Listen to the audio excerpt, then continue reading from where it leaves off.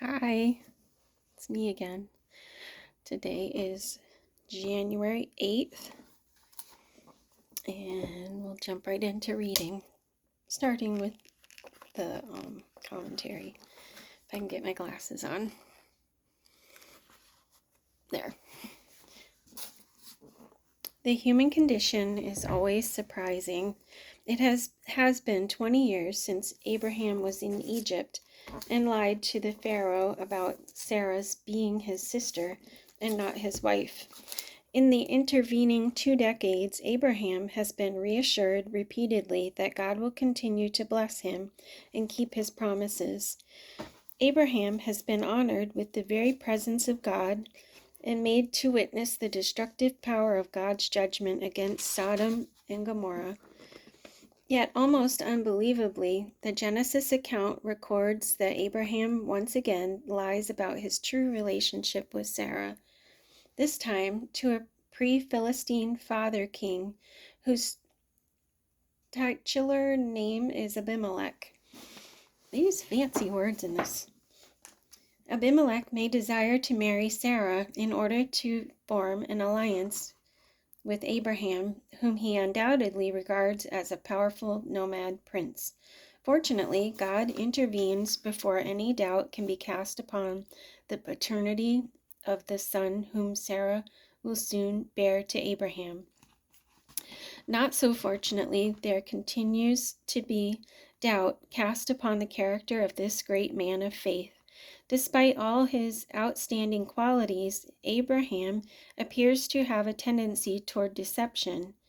Interestingly enough, that same character flaw will be seen again in his son and grandsons. It simply stands as a warning that even men and women of faith can lapse into great sin. If there is any encouragement, however, it is in knowing that while there is bad in the best of mankind, there is also good in the worst. As a Canaanite, Abimelech is not a believer in the true God and undoubtedly engages in common heathen practices. Yet he asserts in his defense to God that he has acted in good conscience. Even if he is somehow still guilty in God's eyes, then he responds to divine rebuke with repentance, generosity, and kindness. Why Abraham is in the territory of Gerar in the first place is unknown. Perhaps it is at the direction of God, or simply because Abraham's herds and flocks need more pasture land than he can find for them in Mamre. Genesis 20, starting with verse 1. Now Abraham moved on from there into the region of the Negev and lived between Kadesh and Shur. For a while he stayed in Gerar, and there Abraham said of his wife Sarah, "She is my sister." Then Abimelech, king of Gerar, sent for Sarah and took her. Well, Sarah's still looking good at an old age. But God came to Abimelech in a dream one night and said to him, "You are as good as dead because of the woman you have taken. She is a married woman." Now Abimelech had not gone near her. So he said, "Lord, will you destroy an innocent nation? Did he not say to me, 'She is my sister'? And didn't she also say, 'He is my brother'? I have done this with a clear conscience and clean hands." Then God said to him in the dream, "Yes, I know you did this with a clear conscience, and so I have kept you from sinning against me. That is why I did not let you touch her. Now return the man's wife, for he is a prophet, and he will pray for you, and you will live. But if you do not return her, you may be sure that you and all yours will die." Early the next morning, Abimelech summoned all his officials, and when he told them all that had happened, they were very much afraid. Then Abimelech called Abraham in and said, "What have you done to us? How have I wronged you that you have brought such great guilt upon me and my kingdom? You have done things to me that should not be done." And Abimelech asked Abraham, "What was your reason for doing this?" Abraham replied, "I said to myself, 'There is surely no fear of God in this place, and they will kill me because of my wife.'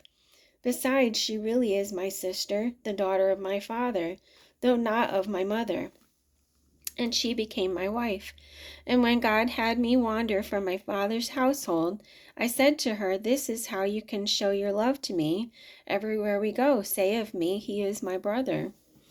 Then Abimelech brought sheep and cattle and male and female slaves and gave them to Abraham, and he returned Sarah, to his wife, to him. And Abimelech said, my land is before you, live wherever you like. To Sarah he said, I am giving your brother 1,000 shekels of silver. This is to cover the offense against you before all who are with you. You are completely vindicated. Then Abraham prayed to God, and God healed Abimelech, his wife, and slave girls, so they could have children again. For the Lord had closed up every womb in Abimelech's household because of Abraham's wife, Sarah. A little tiny bit of commentary here. It cannot be long after this bittersweet experience with Abimelech that Sarah conceives a child by Abraham. Even during a period of extended lifespans, with Abraham at 100 and Sarah at 90 years of age, in human terms, childbirth would have been impossible. Sarah herself is clearly astonished, for she and Abraham have waited 25 years for this promised son, sometimes fully believing, sometimes filled with doubt and outright disbelief. I'm picking up again from Genesis 21.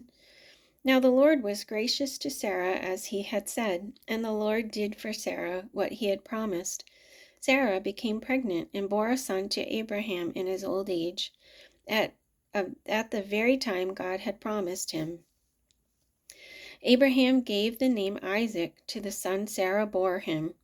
When his son Isaac was 8 days old, Abraham circumcised him, as God commanded him. Abraham was 100 years old when his son Isaac was born to him. Sarah said, God has brought me laughter, and everyone who hears about this will laugh with me. And she added, who would have said to Abraham that Sarah would nurse children? Yet I have borne him a son in his old age. And more commentary here. The song of joy which Sarah sings at Isaac's birth is a happy prelude to what a much younger Hebrew mother in another age to come will sing in joyous anticipation of her promised son, the true spiritual heir to Abraham.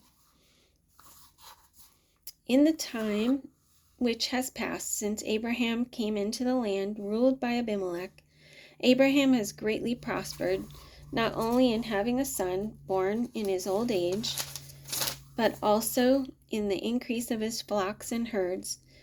It is only natural, then, that Abimelech should become concerned about Abraham's growing power.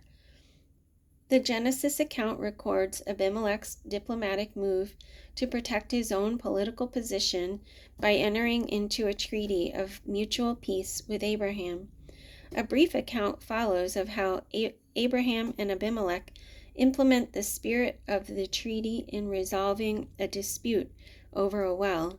The significance of the agreement lies in the extreme importance of water sources in such a desert area.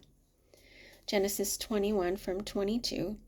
At that time Abimelech and Phicol, the commander of his forces, said to Abraham, God is with you in everything you do. Now swear to me here before God that you will not deal falsely with me, or my children, or my descendants.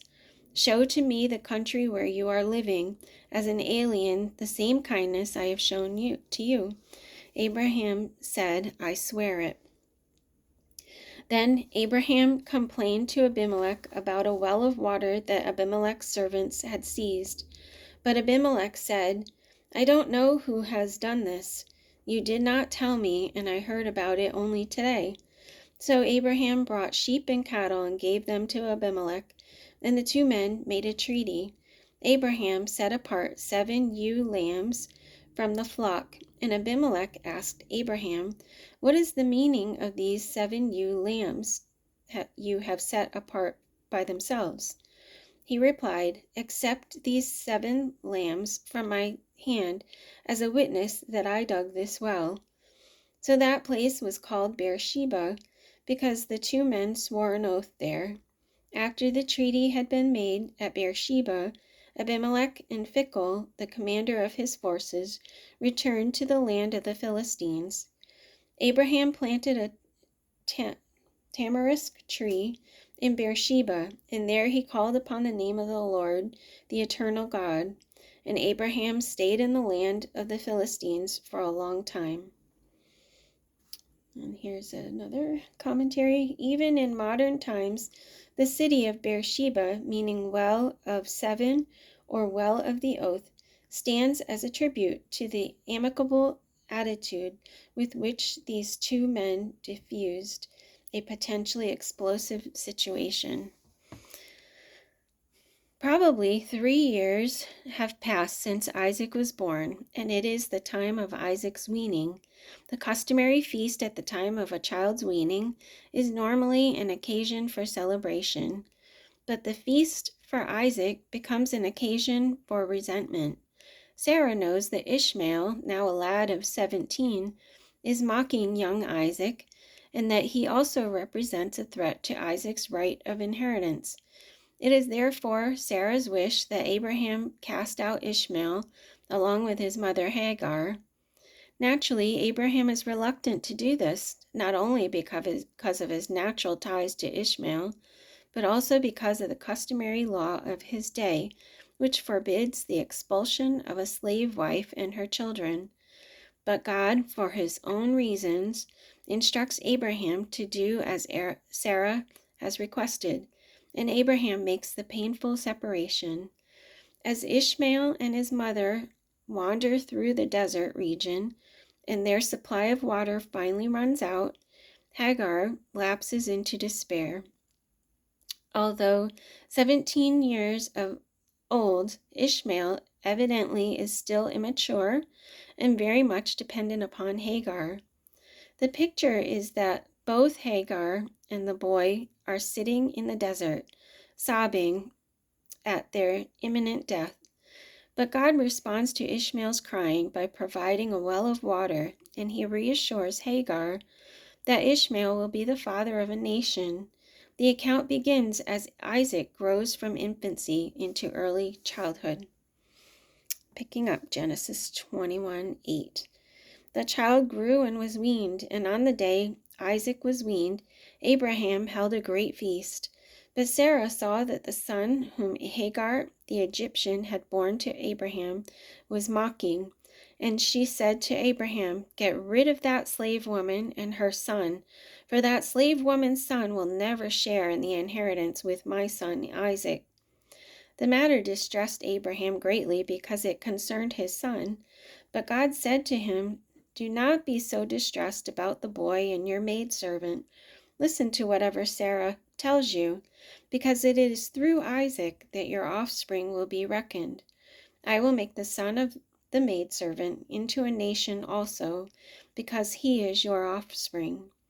Early the next morning, Abraham took some food and a skin of water and gave them to Hagar. He set them on her shoulders and then sent her off with the boy. She went on her way and wandered in the desert of Beersheba. When the water in the skin was gone, she put the boy under one of the bushes. Then she went off and sat down nearby, about a bow shot away, for she thought, "I cannot watch the boy die." And as she sat there nearby, she began to sob. God heard the boy crying, and the angel of God called to Hagar from heaven and said to her, "What is the matter, Hagar? Do not be afraid. God has heard the boy crying as he lies there. Lift the boy up and take him by the hand, for I will make him into a great nation." Then God opened her eyes and saw a well of water. So she went and filled the skin with water and gave the boy a drink. God was with the boy as he grew up. He lived in the desert and became an archer. While he was living in the desert of Paran, his mother got a wife for him from Egypt. And that's it for today. See you tomorrow. Have a great day.